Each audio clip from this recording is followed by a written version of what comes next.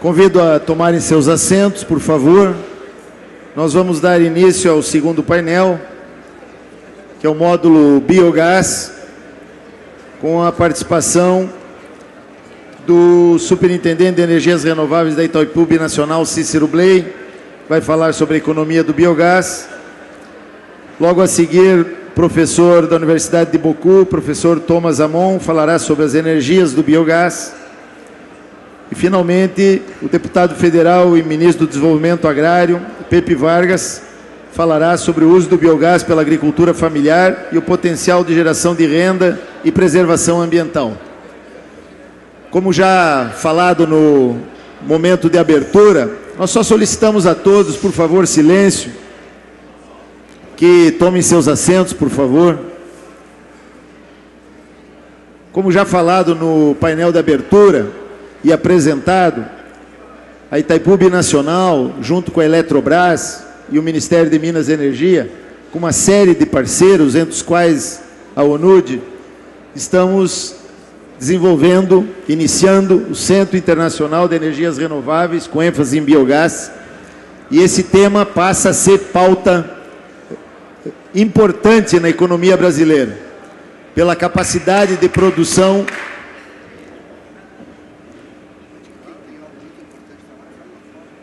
A sugestão é que quem tem muito tema importante para tratar aqui, pudesse tratar talvez fora da sala. Desculpe, mas nós precisamos tocar os trabalhos e contamos com a colaboração e participação de cada um. Muito obrigado.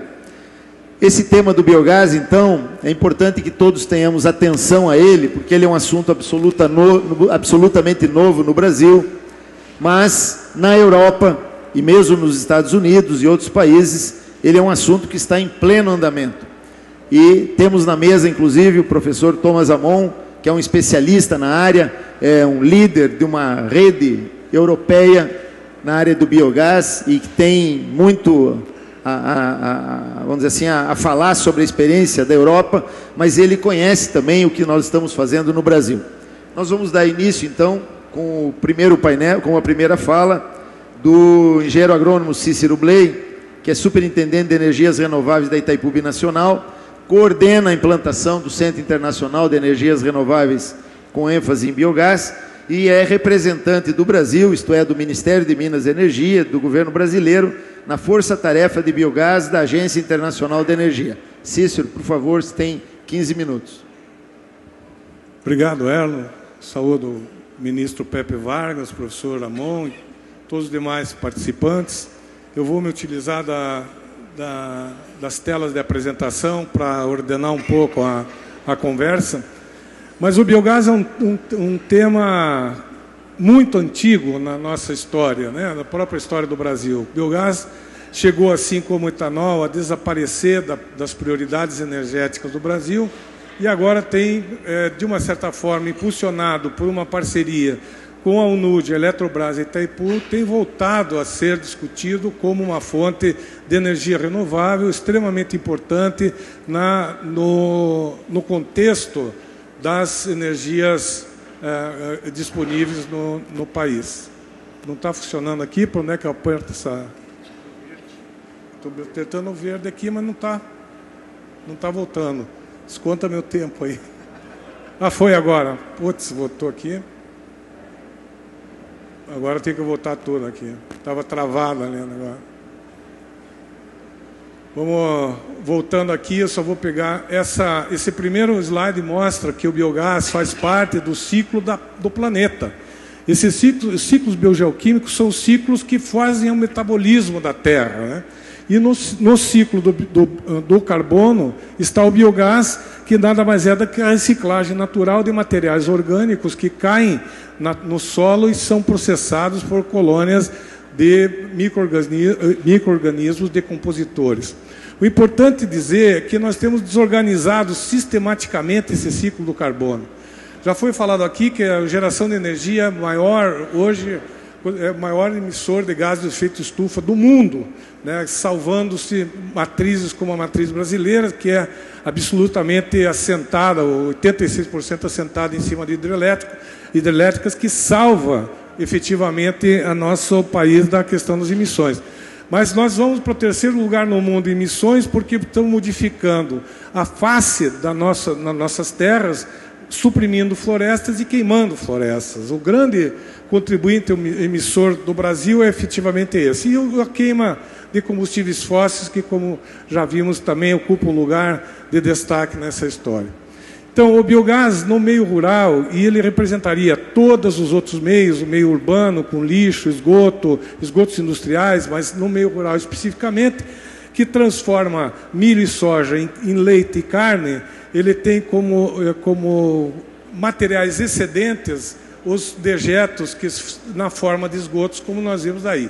Esses esgotos vão para o meio aquático, ali se acumulam, fertilizam profundamente esses locais onde são depositados, produzindo uma explosão de algas chamada eutrofização, uma perda de qualidade de água absurda, e aí no lugar capas como essa que está demonstrada aí, até maiores, vão se formando, inclusive comprometendo a própria parte física das águas do reservatório.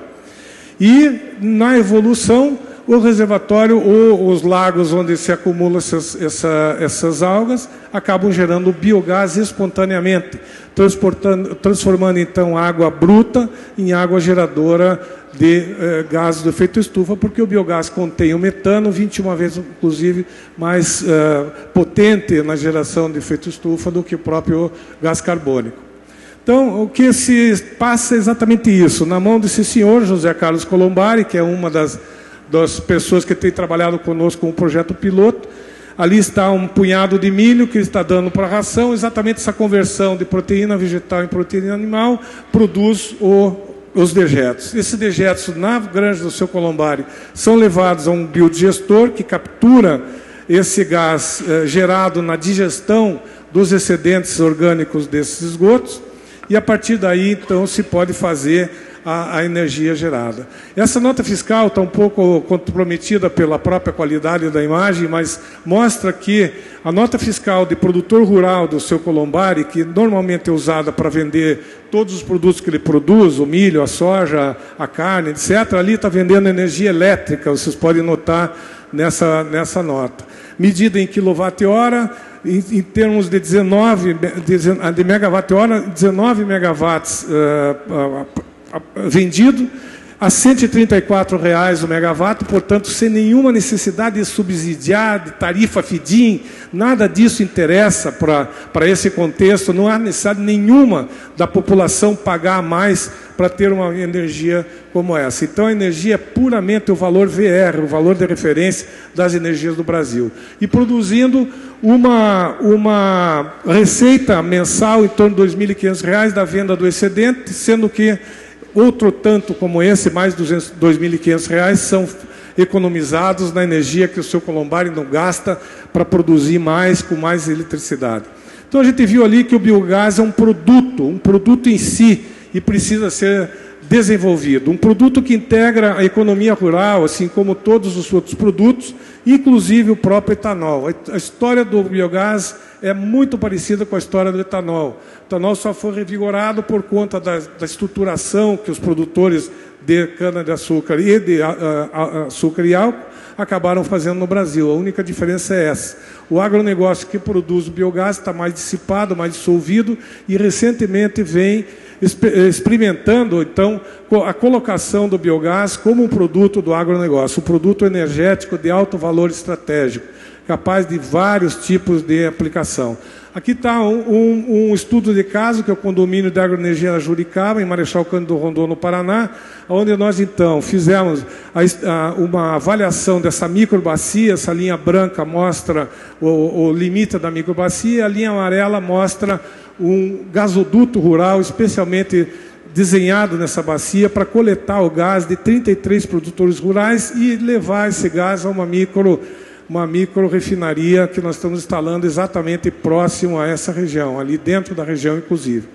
3 tecnologias foram fundamentais para fazer isso. Primeiro, o biodigestor, onde existe uma contribuição e um domínio brasileiro na Embrapa, Suínos e Aves e outros núcleos da Embrapa. Nós temos todas as tecnologias necessárias para fazer biodigestão em clima tropical. Aí, o que foi desenvolvido nessa fotografia, essa imagem do lado, o gasoduto rural, que não existia ainda, esse é o primeiro gasoduto de 25,5 km, ele transporta o biogás até essa central, onde tem esse filtro do biogás, que já está bastante desenvolvido. A primeira coluna filtra o H2S, que é o gás sulfídrico, é tóxico. A segunda coluna filtra o CO2, e nós estamos obtendo ali o metano praticamente puro, 95% de pureza, já capaz de ser veiculado, ou seja, ir para o transporte, servir de combustível no transporte, e a possibilidade de você abrir essa molécula de metano em 2 moléculas de hidrogênio, e aí nós estaríamos chegando ao hidrogênio muito antes do tempo programado para isso, que seriam 50, 100 anos na frente, com a reforma do hidrogênio, que já é feita, inclusive no gás natural, no CTGás, lá em Natal, no Rio Grande do Norte. Eles já estão fazendo no gás e vão passar a fazer também no biogás junto conosco. Aí, esse combustível vai para dentro do motor estacionário, daí um motor de 75 kVA, e é um motor que é capaz de fazer uma conexão direta à rede, que foi objeto de uma metodologia também desenvolvida toda essa lida, que é fazer com que possa haver conexão de microgeradores na ponta final da rede de distribuição. Nós sabemos que o Proinfa permitia a ligação de energias renováveis na linha de transmissão, mas não abria a linha de distribuição. Em 2004, a então ministra Dilma Rousseff e o presidente Lula publicaram esse decreto 1153 de 2004, que institui a geração distribuída no Brasil, e recentemente a ANEEL, através da Resolução Normativa 482 de 2012, acabou então normatizando isso como um primeiro passo, usando uma metodologia que já foi comentada aqui, que é o Net Metering, que é o encontro de contas em quilowatts dos microgeradores conectados à rede de distribuição. Importante dizer que em transmissão nós temos 100 mil quilômetros no Brasil de linhas de transmissão e 4,5 milhões de linhas de distribuição, que significa dizer que é nessa linha que o microgerador precisa encontrar o seu processo. Além da energia elétrica, nós estamos usando a energia térmica do biogás para substituir a lenha. A nossa região convive com um apagão de 40% de lenha para secagem de grãos. É necessário dar sustentabilidade a isso, e o biogás está entrando nessa matriz energética, então, da secagem de grãos como alternativa importantíssima, na medida em que a lenha tem pressionado, inclusive, outros países ao redor da nossa fronteira. A energia veicular ou automotiva é exatamente essa energia usada pelos todos os taxistas, ou 95% dos taxistas do Rio de Janeiro estão no gás. Eu estimularia a todos a tentar entender como é que isso acontece, porque exatamente o que acontece com o gás natural veicular, com o metano puro, praticamente, é possível fazer essa conversão de motores que está nas fotos ao lado, e aí com o mesmo procedimento, mesma tecnologia, mesmo equipamento, mesmo tudo, você tem condição de usar o biometano, embarcar esse biometano em substituição a combustíveis fósseis.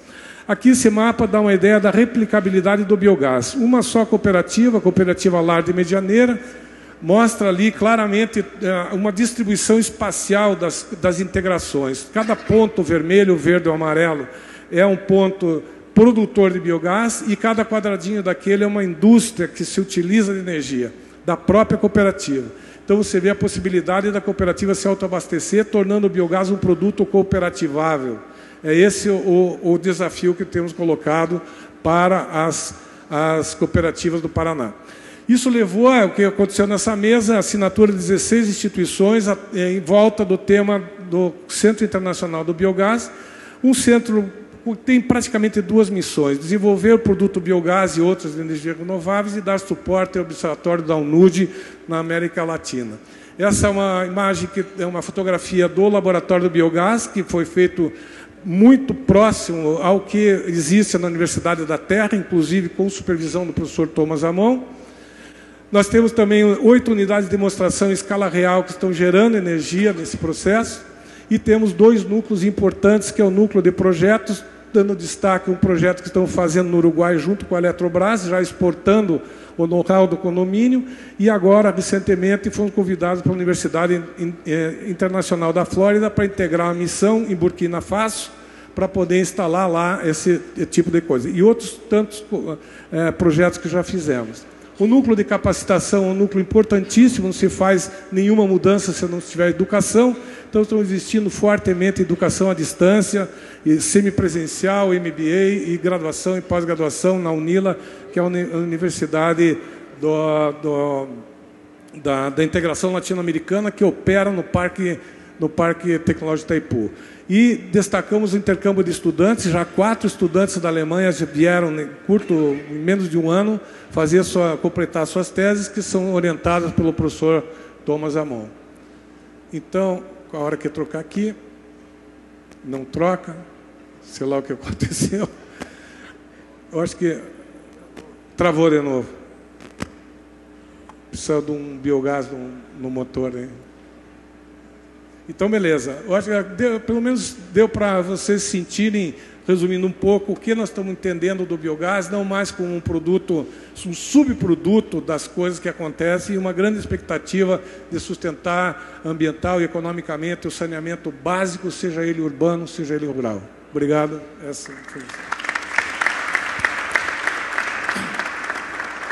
Obrigado, Cícero Bley.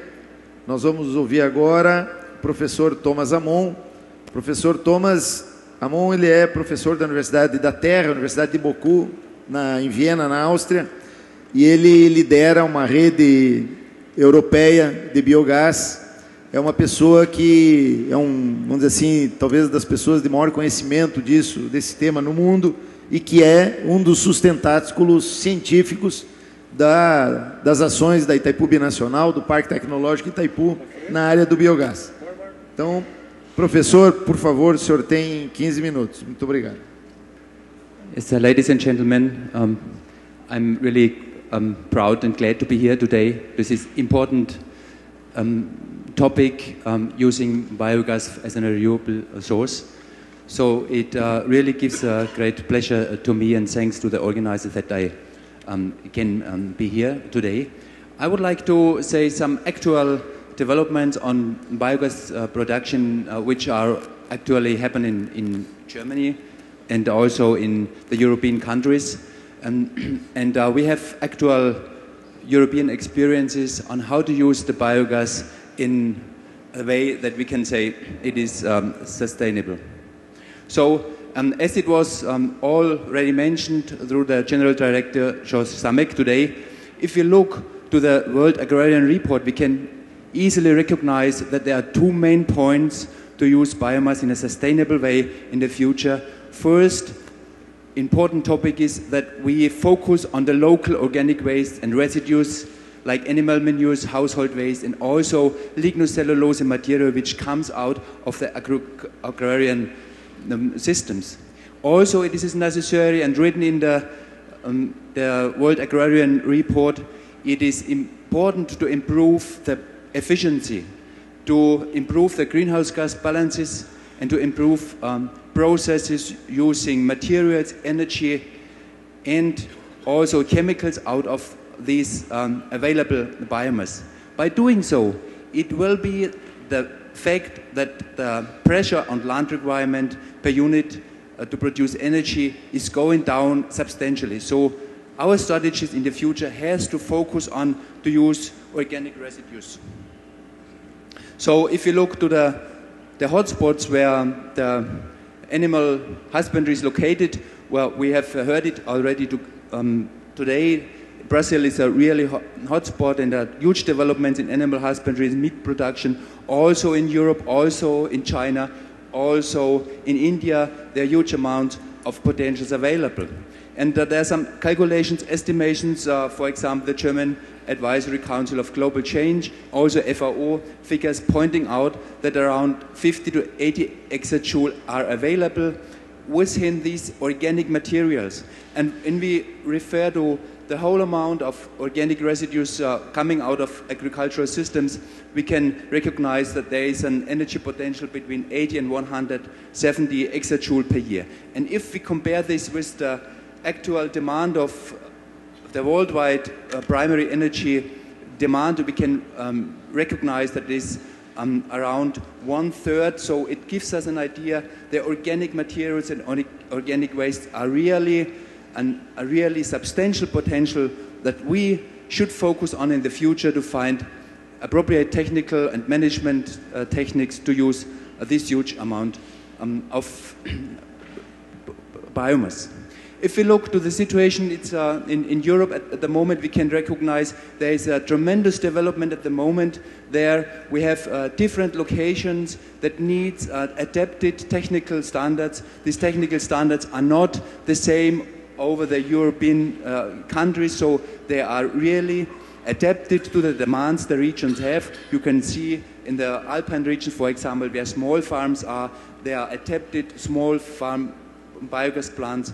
If we look to the arable land, we have biogas plants. We can recognize that they are around a size of 100 to 500 megawatt electricity. Also in eastern Germany, there is a biogas plant. It is the biggest biogas plant in the world. This biogas plant has an energy performance of 40 megawatt. Just to point out that it is not one technical standard usable for each region, so it is really important to look in detail what the needs in the regions and what are the technical standards then, which are suitable. If we look to the development that Germany has at the moment, we can see that there was an electricity law in the year 1992, the first Electricity Act, and it catalyzes the development of biogas plants, the biogas industry really intensive, and we can also see there are some revisions of this Renewable Energy Act, and these revisions are all the time focused on the needs the market has and on the needs the farmers has, so it triggers the biogas industry really efficiency, and the basis on that are that there are political frameworks, political laws that gives the possibility to develop techniques to develop the biogas plant, and with them to develop know-how and technical standards. So we see there's even in each village, in the meantime, there are biogas plants available. So if you look at the potentials the European farmers, the European locations have, we can see there is an organic available biomass amount of 670 million ton dry matter a year. Converting that amount in bioenergy, we can recognize that there is an energy equivalent of around 1.3 thousand gigawatt hours a year. That means an equivalent of performance of 170,000 megawatt. And this means there is a potential of biogas plants. This lies around 200 and 300,000 biogas plants European farmers would need to fully exploit the existing potential. And this means additional jobs in the region also. And so it is substantial for the regional development of these both arguments and additional jobs and the possibilities to have work in the rural areas. By converting the biomass in bioenergy, we can identify that there is a greenhouse mitigation potential is from using the animal manures around 45 million ton per year. It is a substantial potential in energy crops, which only means that around 10 to 15% of the arable land is used in that way. And there is a huge potential to mitigate the methane emission from the slurries, and so there is a usage of around 420,000 million ton CO2 equivalent reduction. Compared with the whole economy, the CO2 emission, the whole economy, the EU 72 countries have, is around this potential around 10%. So to mobilize the existing potentials, there is an European framework existing. This is the EC launched the 2020 climate energy target as follows. So there is an increasement of the energy source about 20%. There is an increasement of 20% of efficiency, higher efficiency, and also there is a target to use 10% of the renewable energy in the transport sector. And this framework gives all the member states the possibility to develop their own rules, their own legal frameworks to use the biomass, for example, on the electricity field. There are feed-in tariffs existing, there are fixed tariffs. For example, Germany and Austria use these tools. There are also green certificate trading systems. For example, Italy and Romania, other countries as well, are using these tools. Before starting the development, it was the case to give, as it was already mentioned today several times, it was the need to give access to farmers, to techniques. And so there was a first technical standard developed at the moment.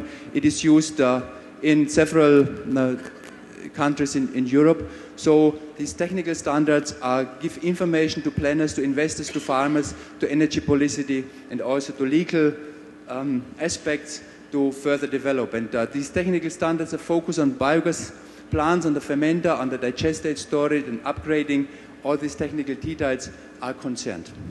We did a few on the European-wide view on the biogas plants in Europe, and we considered biogas plants with a high technical standard which following these technical standards, and those which do not. And we see quite a high difference in CO2 savings, and we see the effect the standards have, the effective in a high standard, in a high potential to save CO2 by producing renewable energy through biogas. Also there are training standards, though the experts coming together and sharing the knowledge. There are also databases available. These databases are open databases. They give information of the quality of the substrates to each farmers. There are also tools available for calculating the economic efficiency as well. So there is another focus. It is not important to look to the energy crops. It is important to look to the residues. And in the first line, it is necessary to produce food and feed, and in the second line, it is important to use these residues. And there are some research results that can point out that around there's a potential of around 30,000 kilowatt hours per hectare that could be used in a sustainable way, depending on the yields the locations have. And this is a tremendous also potential in the future. Now the strategies are going in that way that the farmers will be encouraged to use those sustainable systems. Also, as it's clear to us, there are substantial use potentials on agrarian residues in Brazil also existing. At the end, I would like to refer to an important development, as we have heard today already. It is important to have young people. It is important to have encouraged young people that are working on that topics to use the biomass in a best way. And thanks with the help of UNIDO and with the help of Itaipu and FTPI, there is in the meantime a joint advanced research program that gives the possibility that young people come together. Already it was mentioned. So it is really, I'm really lucky and happy that there is a possibility that we can work together and we can work on the solutions, on solutions which are locally adapted, and we bring together our tools and we bring together our know-how. Also, for example, as it was mentioned, the LabioGas is such an outcome that gives now the possibilities to students, also to experts, to give advice to industry on the reactivity, on the productivity of the different biomasses. So this international exchange program really is on the way and has a huge potential to work together in the future, in that case, that young people bring together the know-how and develop together the solutions. So at the end, I would like to summarize. We can say that there indeed, worldwide, there is a huge potential of biogas production.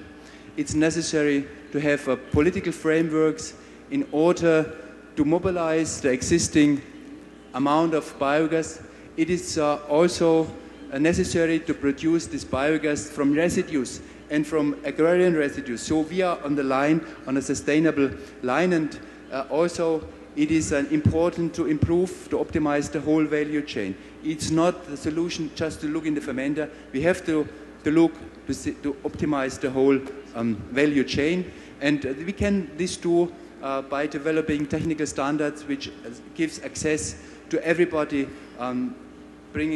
developing those techniques. And also I'm really happy and also really proud that there is a possibility that we can come together and work together and developing things together. So in that case, I thank you for the invitation.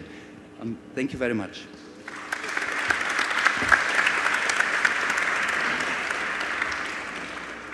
Eu tive a felicidade de, junto com o Cícero Bley, visitar o trabalho do professor na Áustria, em Viena, e é absolutamente encantador a gente ver o quanto eles já evoluíram e absolutamente estimulante para nós, no nosso país, vermos o quanto nós ainda temos trabalho pela frente e o potencial que nós temos de promoção de desenvolvimento econômico, social, com repercussão ambiental, a partir já da experiência europeia. E que, obviamente, todos aqui sabem, nós temos melhores condições, vamos chamar de clima, né, para ter, vamos dizer assim, um desempenho, inclusive, energético e uma política até melhor do que eles, né? Mas o trabalho do professor é absolutamente maravilhoso e recomendo àqueles que possam visitar. O professor realmente dá uma atenção maravilhosa e nos mostrou em vivo não só a sua capacidade e o seu trabalho, mas o quanto nós podemos ainda também avançar nessa área. Agradeço a sua vinda, viu, professor, ao Brasil e a participação nesse seminário. Nós vamos ouvir agora o deputado federal pelo Partido dos Trabalhadores do Rio Grande do Sul e ministro do Desenvolvimento Agrário, Pepe Vargas, que vai falar sobre o uso do biogás pela agricultura familiar, o potencial de geração de renda e a preservação ambiental. Bom dia mais uma vez a todos e todas. Dizer que é uma honra muito grande poder dividir essa mesa, né, junto com o Cícero Bley, que é superintendente de energias renováveis da Itaipu Nacional, com o professor Thomas Amon, da Universidade Boku, e coordenados aqui pelo Erlon Almeida, diretor-geral da Itaipu Nacional. Eu vou colocar rapidamente aqui algumas questões, né, deixa eu ver se eu acertei. Sobre a questão do potencial do biogás na agricultura familiar, geração de renda e a preservação ambiental. Nós vamos focar aqui na questão da... Agora não funciona. Focar na questão dos estabelecimentos rurais com suinocultura no Brasil por uma razão. Porque, como todos sabem, a suinocultura tem um potencial de geração de dejetos muito grande e, segundo o censo agropecuário realizado pelo IBGE, 80% dos nossos suinocultores na agricultura familiar não tratam os seus dejetos. Então, estão lançando diretamente na natureza, as fotos que o Cícero nos mostrou ali, contaminando lençóis freáticos, os nossos mananciais hídricos. Então, nós temos aqui uma dupla possibilidade, a possibilidade de reduzir impactos ambientais, seja por não lançar dejetos nos nossos mananciais hídricos, seja também pelo potencial que tem de emissão de gases efeito estufa. Nós temos no Brasil 4.300.000 unidades produtivas da agricultura familiar. Para vocês compreenderem, isso não são dados do nosso Ministério, são dados do Censo Agropecuário do IBGE. Isso significa 84% dos estabelecimentos rurais do Brasil. E desses, nós temos 1.496.000 estabelecimentos que produzem suinocultura. 220.000 deles, cerca de 15%, são estabelecimentos da agricultura não familiar, de escala empresarial. E os outros 85% são estabelecimentos rurais de agricultores familiares, né? Pela legislação brasileira, Lei 11.326, o agricultor familiar é aquele que produz numa propriedade que tem até 4 módulos fiscais, tem a renda predominantemente na atividade agropecuária nessa propriedade e a mão de obra predominantemente familiar, não exclusivamente, mas predominantemente familiar. Então, como vemos, a ampla maioria dos estabelecimentos que trabalham com suinocultura estão localizados no território da agricultura familiar, né? Que representa 84% desses estabelecimentos. E como eu disse na fala de abertura, produzem 70% dos alimentos consumidos pela população brasileira e também tem um potencial muito grande na questão de ocupação no meio rural. 74% da ocupação de trabalho no meio rural brasileiro são nos estabelecimentos rurais de agricultores familiares. Então, também é o que mais ocupa mão de obra.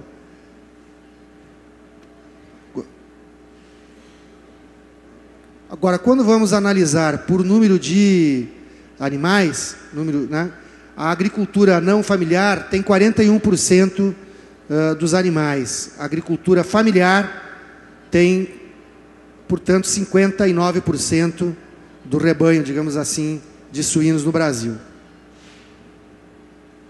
Essa é a distribuição regional. Nós temos aí uma forte presença da suinocultura na região sul e na região nordeste. 31% estão localizados na região sul e 38% na região nordeste. As outras regiões têm um peso menor. O Brasil o Brasil estabeleceu metas voluntárias de redução de emissão de gases. No que diz respeito à agricultura, é o plano ABC, Plano da Agricultura de Baixo Carbono, que é um plano setorial para mitigar, né, e buscar a baixa emissão de carbono na agricultura. Essas ações previstas no plano ABC implicariam no corte de emissões entre 133 a 166 milhões de toneladas de carbono equivalente nos próximos 18 anos. Essa é a meta do Plano da Agricultura de Baixo Carbono. Ele tem vários subprogramas, né? Tem subprogramas de recuperação de pastagens degradadas, de integração lavoura, pecuária e floresta, plantio direto, fixação biológica de nitrogênio, florestas plantadas, mas lá, por último, nós temos o tratamento de dejetos animais.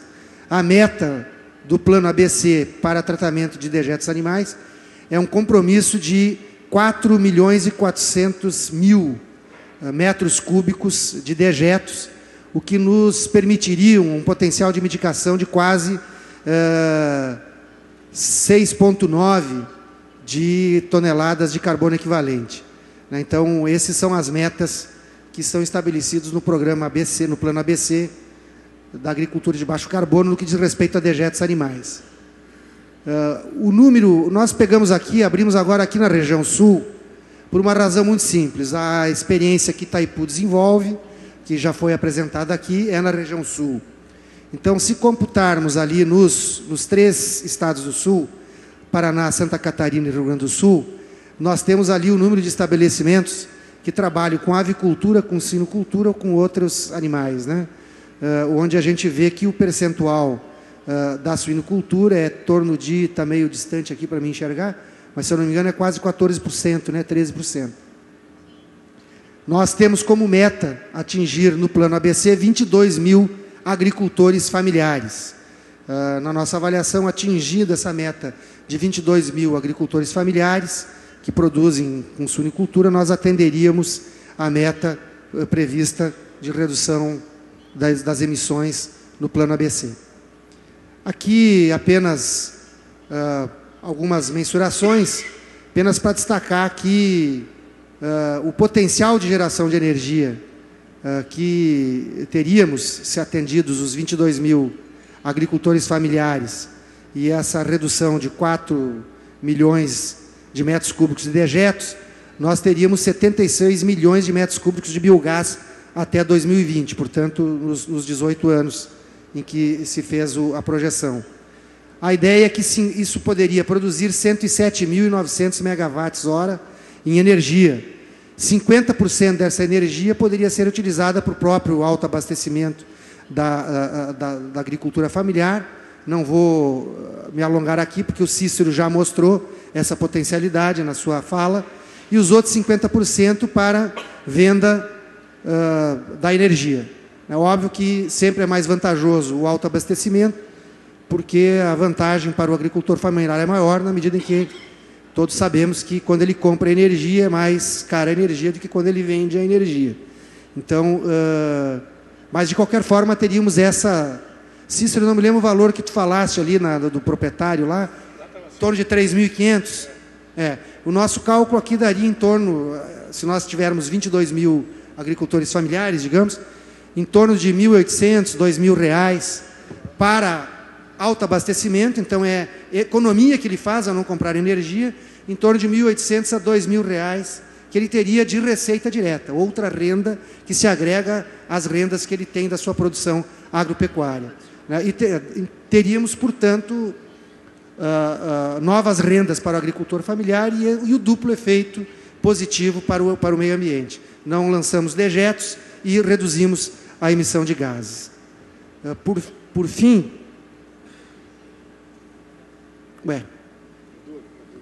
eu acho que botaram o slide que eu não queria. Mas, enfim, não há necessidade. Teria só mais um slide, onde, embora eu tenha mencionado isso, aproveitando a presença que tínhamos na mesa de abertura das nossas autoridades do setor de energia, nós estimamos que para desenvolver um projeto dessa natureza, nós vamos precisar, digamos assim, aperfeiçoar os nossos instrumentos de apoio à agricultura familiar. A primeira questão diz respeito à assistência técnica e extensão rural. Então, nós precisamos adequar a nossa assistência técnica e extensão rural para capacitar agricultores familiares e capacitar agentes de assistência técnica e extensão rural para esse projeto especificamente. O Cícero mostrou ali que na questão da capacitação tem uma participação já do MDA através de atividades semipresenciais, na capacitação, se eu não me engano, de agentes de ATER, de agentes de assistência técnica e extensão rural. Mas, enfim, vamos ter que adaptar os nossos instrumentos de assistência técnica e extensão rural para programas dessa natureza, para adquirirmos escala, obviamente. Uma outra questão importante são os nossos instrumentos de crédito. O nosso instrumento de crédito na agricultura familiar é o Programa Nacional de Apoio à Agricultura Familiar, o PRONAF. Se nós formos analisar a rigor, nós já teríamos linhas de crédito onde o agricultor familiar poderia buscar recursos para viabilizar os investimentos necessários. Na própria linha que é a nossa menina dos olhos, ou menino dos olhos, para ficarmos aqui em questões corretas de gênero, a nossa menina ou menino dos olhos é o Mais Alimentos, o PRONAF Mais Alimentos, onde viabilizamos que agricultores familiares adquiram máquinas, equipamentos, uma linha de crédito que é 2% de juros, tem 3 anos de carência e até 10 anos para pagar. Então já é uma linha de crédito bastante atrativa, digamos assim, já poderíamos, eventualmente, financiar via o PRONAF Mais Alimentos a compra de máquinas e equipamentos necessários para projetos de biogás. Mas nós acreditamos que, pela importância e pela relevância do tema, talvez fosse o caso, inclusive, de abrir uma linha de crédito especialmente dirigida a esse tipo de investimento. E, por fim, uma outra questão extremamente importante, que daí não diz respeito ao nosso Ministério, mas diz respeito ao conjunto do governo, nós vamos ter que também criar normativas para a comercialização dessa energia que o agricultor familiar pode comercializar, pode vender. Nós temos uma experiência na área de energia vinculada à agricultura familiar, que é o programa de biodiesel. O Brasil tem um programa de biodiesel que tem um recorte social muito importante. Por quê? Porque a empresa que produz biodiesel, ela tem estímulos que variam conforme a região do país, não vem aqui ao caso, mas é importante que a empresa tenha estímulos quando ela adquire parte da sua matéria-prima dos agricultores familiares. Então passa a ser vantajoso, passa a ser atrativo que essa empresa adquira a matéria-prima, uma parcela da matéria-prima, varia percentualmente conforme a região do país, se ela adquire essa matéria-prima de agricultores familiares. e essa empresa recebe o selo chamado Selo Biocombustível Social, que lhe dá vantagens tributárias. Essa é, obviamente, a engenharia financeira, digamos assim. Mas o muito importante disso é que só nesse ano de 2012, a nossa estimativa é que no programa do biodiesel, os agricultores familiares vão poder comercializar matérias-primas num mercado de aproximadamente R$1,5 bilhão de reais. Então é isso que vai gerar de renda para a agricultura familiar. Nós também podemos gerar renda através da venda dos excedentes de energia produzidos, mas para isso nós acreditamos que precisamos também, nesse mercado que se abre ou que se abriria, adaptá-lo e também ter esse corte social. Se nós formos pensar que 38% dos suínos está no Nordeste, que é inclusive uma região onde a gente tem ainda uma incidência de pobreza maior, também nos mostra a importância de ter um comércio e um mercado, digamos assim, com um corte social da mesma forma como colocamos no programa do biodiesel. Então esse é um debate que nós vamos procurar travar internamente no governo e com o conjunto da sociedade. Obrigado.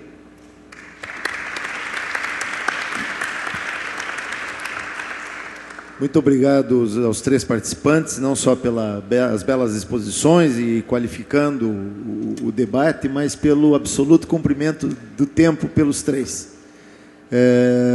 Eu queria só finalizar, nós não vamos abrir para perguntas, uma vez que estamos atrasados na agenda e, como todos querem também degustar o brunch previsto, nós logo encerraremos. Mas eu não poderia encerrar sem ressaltar de que pelas três apresentações eu acho que está mais do que evidente de que o Brasil detém informações, conhecimento, metodologia e para fazer com que esse aproveitamento de dejetos se transforme em mais energia, mais recursos e mais preservação ambiental, com inclusão social, com oportunidade de trabalho para uma infinidade de brasileiros. Quero agradecer a presença do professor Amon, que muito gentilmente se deslocou para participar. Agradecer ao Cícero Bley pela sua participação e agradecer também ao meu amigo e companheiro Pepe Vargas pela sua brilhante participação. E ele, na sua fala, apontou o que nos falta nesse momento para que o Brasil efetivamente decole, que é constituir os instrumentos de política pública que deem suporte às ações de assistência técnica e de crédito e de comercialização de energia, para que nós possamos, então, sim, fazer com que o nosso país avance nos próximos anos, se tornando um exemplo mundial, inclusive, na área do biogás. Muito obrigado pela participação dos palestrantes e de cada um de vocês.